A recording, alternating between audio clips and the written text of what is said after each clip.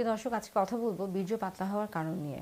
আজকের ভিডিওর মাধ্যমে জানবেন বীর্য পাতলা এটা কি স্বাভাবিক নাকি সমস্যা, কখন এই বিষয়গুলো হচ্ছে এবং এই বিষয় সম্পর্কে কী কী ভুল ধারণা রয়েছে। আজকের ভিডিও শেষে জানতে পারবো যদি এমনটা হয়ে থাকে তাহলে করণীয় কোন বিষয়গুলো রয়েছে।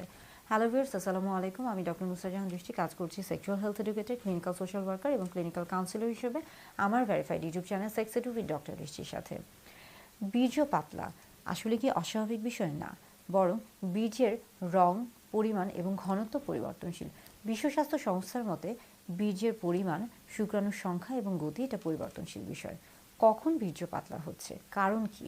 বিভিন্ন কারণে হয়ে থাকে। যেমন শারীরিক ক্ষেত্রে দেখা যায় যে যদি কেউ বিভিন্ন ধরনের সমস্যায় ভুগে থাকে, অর্থাৎ স্বাস্থ্য ঝুঁকিতে থাকে, সংক্রমণ হয়ে থাকে, সেই ক্ষেত্রে প্রোস্টেট বীর্যনালীতে বিভিন্ন ধরনের রোগ জীবাণু সংক্রমণ হয়ে থাকে এবং সেই ক্ষেত্রে দেখা যায় যে তার পরিমাণ, রং, ঘনত্বে পরিবর্তন আসতে পারে।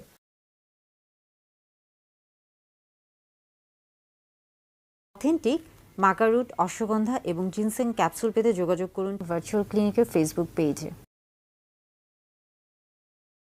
এবং মানসিকভাবে দেখা যায় যে যদি কেউ অনেক ধরনের বিভিন্ন ধরনের উদ্বেগ, উৎকণ্ঠা, বিষণ্ণতা অর্থাৎ মানসিক চাপে থাকে, সেক্ষেত্রে এমনটা হতে পারে। আবার হরমোনের তারতম্যহীনতা যদি হয়ে থাকে বা ভারসাম্যহীন হয়ে থাকে, বিশেষ করে সেক্স হরমোন টেস্টোস্টেরনের যদি কোনো প্রভাব পড়ে থাকে, তাহলে সেই ক্ষেত্রে এমনটা হতে পারে। পাশাপাশি দেখা যায় যে বারবার বীর্যপাত হলে শুক্রাণু তৈরির সময়টা কমে যায়, সেই ক্ষেত্রে এমনটা হতে পারে। এই ক্ষেত্রে করণীয় কী বিষয় রয়েছে বা সমাধান কী রয়েছে? অবশ্যই শারীরিকভাবে স্বাস্থ্যগত দিক থেকে স্বাস্থ্যকর জীবনযাপন মেনে চলতে হবে। বিশেষ করে দেখা যায় যে পুষ্টিকর খাদ্য গ্রহণ করতে হবে। যদি পুষ্টির অভাব হয়ে থাকে, বিশেষ করে পর্যাপ্ত পরিমাণে পানি পান করা না হয়ে থাকে, protein, vitamin D, zinc, vitamin A এই জাতীয় জিনিসগুলো যদি অভাব হয়ে থাকে, তাহলে সেই ক্ষেত্রে বীর্য পাতলা হতে পারে। পাশাপাশি দেখা যায় মানসিকভাবে দুশ্চিন্তাগ্রস্ত থেকে নিজেকে শান্ত রাখার চেষ্টা করতে হবে, অর্থাৎ বিভিন্ন ধরনের যে উদ্বেগ, উৎকণ্ঠা, মানসিক চাপ ছিল সেটা থেকে এড়িয়ে থাকার চেষ্টা করতে হবে। এবং হরমোনের যদি কোনো তারতম্য হয়ে থাকে সেটা চিকিৎসা করতে হবে।